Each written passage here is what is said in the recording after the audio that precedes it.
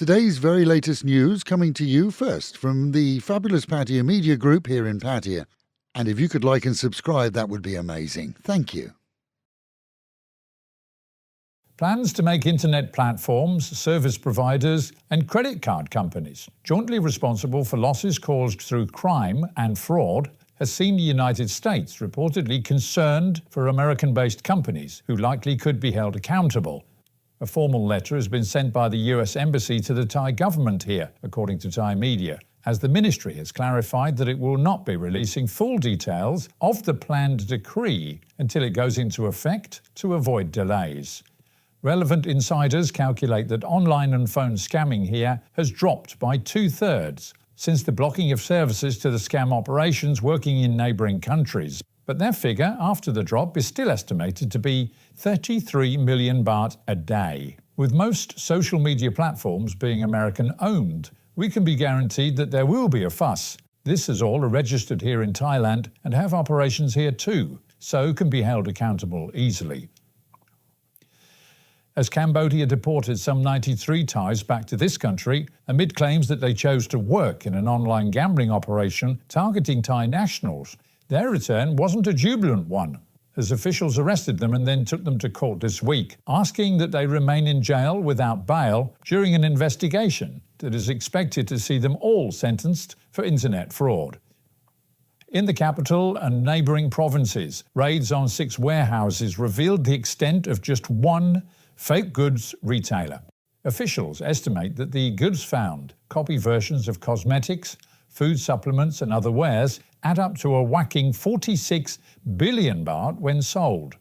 500,000 items, mostly imported from China, were found alongside labelling being printed in the Thai language. And as the investigation progresses to establish who exactly owns these companies, so we're told that the operation marketed over 100 product lines.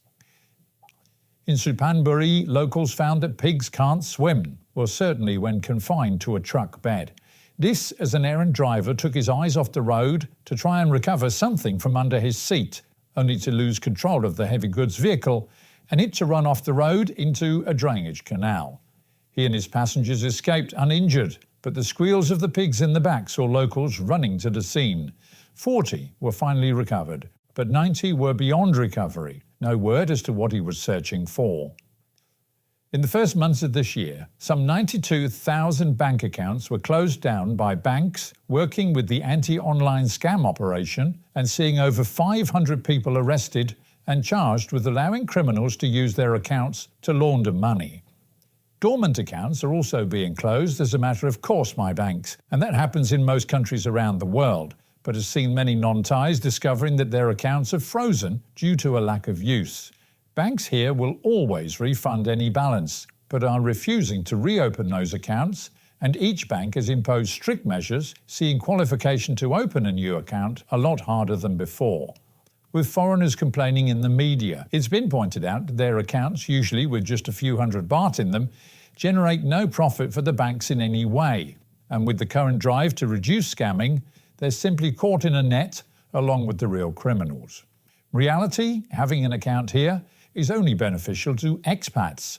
For the average tourist, using cards from their home country is no issue here and indeed welcomed. Long hair and makeup will be allowed in Thai state schools after a Supreme Court decision this week sees conditions going back half a century reversed. To date, the law has banned students from wearing makeup or growing long hair. Now the decision is down to individual schools. However, most are expected to implement similar regulations to ensure conformity amongst pupils. 13 students started the process, claiming that the regulations infringed on their human rights and dignity. The argument against it, though, is strong, as uniform appearance is seen as a levelling amongst children here, rich or poor. Meanwhile at home, and Pattaya welcomed a new police chief this week, seeing a ceremony for Police Colonel Anek and his team to the city. As the previous incumbent moves on to another region where he'll also take command, so colleagues here look to a bright new year under the new boss. And a fire in rigid rooms on Soi Kalpai saw fire engines rush to the blaze, which started in a low-rent room, and the building quickly evacuated. No injuries reported, but considerable damage was done to it and adjacent rooms. And with the Met Office promising highs today of 32 degrees, dropping down to 27, mostly sunny but with some wind, and the real feel of 38. Local and national news today from Fabulous 103 FM and Fabulous Pattaya Media Group.